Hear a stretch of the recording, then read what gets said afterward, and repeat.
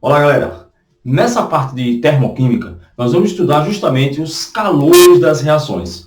Seria, digamos assim, a parte prática da termodinâmica inserida na termoquímica. Como calcular a quantidade de energia contida em uma determinada substância. E esse é o grande problema. É praticamente impossível a gente conseguir determinar essa quantidade de energia. É praticamente impossível, se não totalmente impossível, eu chegar e tentar definir qual é a quantidade de energia contida em uma determinada substância, sem que eu necessite padronizar uma da energia. As padronizações, ela é comum na nossa ciência e ela é bastante importante para que a gente possa, a partir de algo pré-definido, definir ou calcular novos valores, novas variações, no caso aqui da gente, de energia. Digamos, vamos fazer um exemplo bem prático que eu gosto muito. Como é que você poderia definir que algo pesa 5 quilos, né, que a massa de uma substância é 5 quilos? Ora, alguém, em algum determinado momento da nossa história científica, predeterminou, fixou uma determinada massa para uma determinada substância, para um determinado padrão, e a partir daquela massa pré-definida, digamos, essa massa desse objeto seria 1 quilo. Então, a partir desse momento que eu padronizo essa massa, eu posso estabelecer uma relação. Então, mais importante do que você ficar preocupado em qual é a quantidade de energia de uma substância, para a termodinâmica, para a termoquímica, o mais importante seria o quê? Saber esse fluxo de energia, ou seja, saber o calor que está sendo desenvolvido, né? O calor que está sendo ou absorvido ou liberado. E para isso, para eu saber esse fluxo de energia, para eu saber esse calor que está sendo, né, desenvolvido em um determinado sistema, em uma reação ou não, eu preciso padronizar uma determinada energia. Então, o que foi que os químicos fizeram? Os químicos e os físicos, logicamente, eles pegaram um determinado tipo de substância e para aquela substância ele definiu uma entalpia, ele definiu uma energia. E o importante é que vocês possam entender que esse valor definido, ele é apenas, como o próprio nome diz, é um padrão. Né? Então, a partir dali, eu posso estabelecer regras e posso estabelecer, né, as outras variações, as outras entalpias. E o importante, quem é essa substância, professor? Então, vamos lá. A entalpia padrão, né, simbolizada aqui por um zerozinho, vocês vão entender já, é rapidinho, é a entalpia de uma substância em uma condição fixa, lógico, vou pré-definir, padronizada. Quem é ela? Toda substância simples, então o primeiro passo, para ser uma entalpia padronizada, aquele valor que eu pré-defini, terá que ser obrigatoriamente uma substância simples. Certo? No seu estado físico e alotrópico mais estável, a 25 graus Celsius e 1 atm de pressão.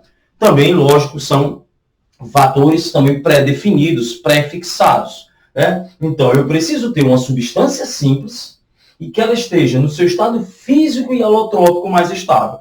Professor, como é que eu vou saber o meu estado físico e o meu estado alotrópico mais estável? A palavra estabilidade, principalmente aqui no caso quem está trabalhando termodinâmica ou termoquímica, ela está associada diretamente a menor conteúdo energético.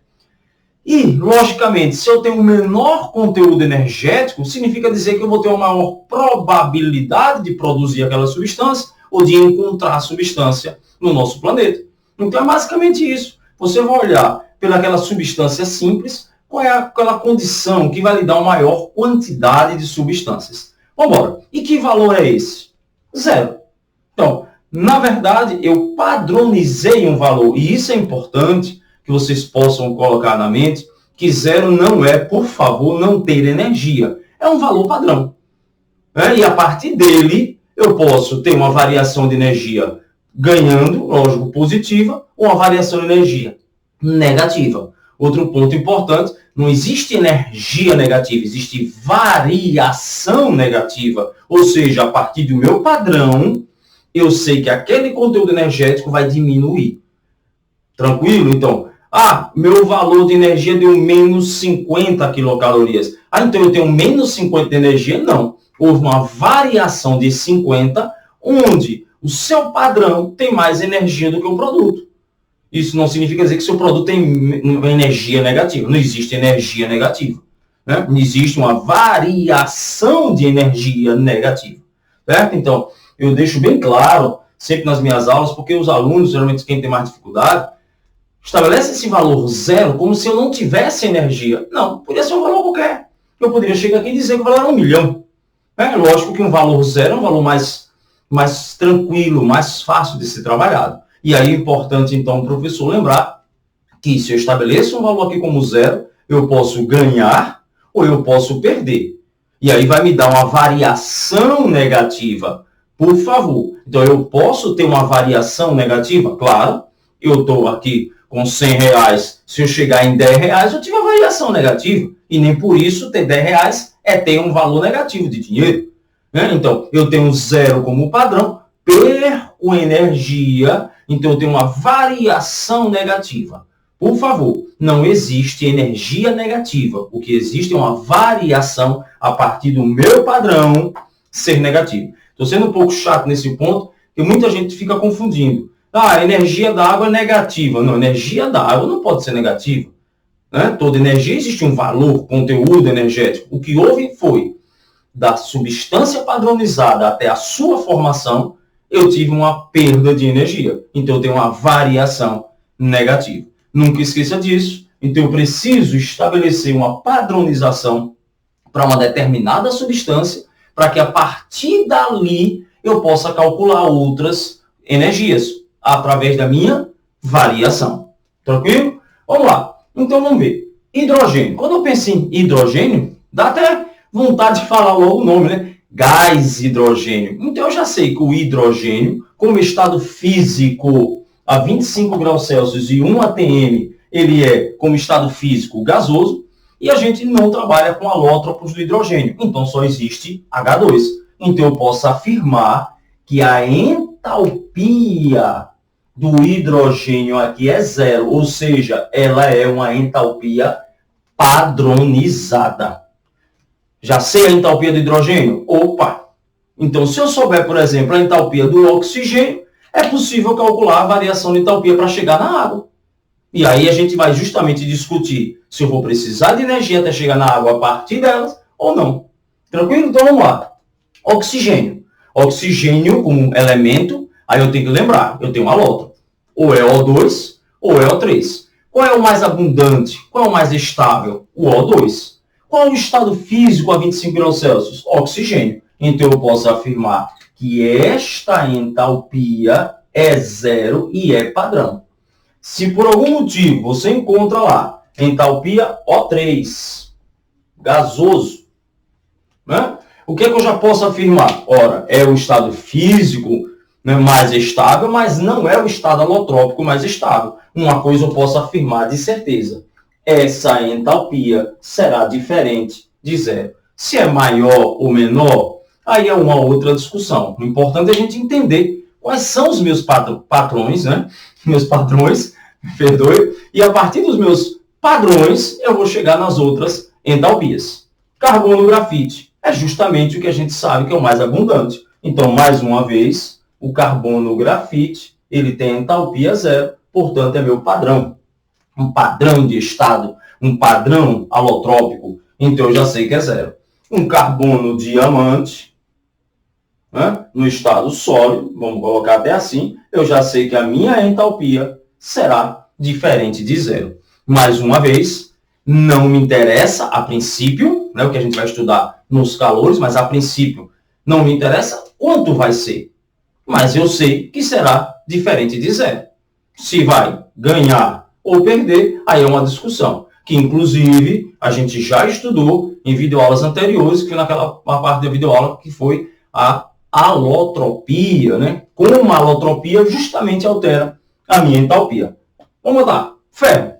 Ora, quando eu penso num pedaço de ferro a 25 graus, eu penso no estado sólido. Então, automaticamente, eu posso afirmar que a entalpia, olha bonitinho, a entalpia do ferro sólido é zero.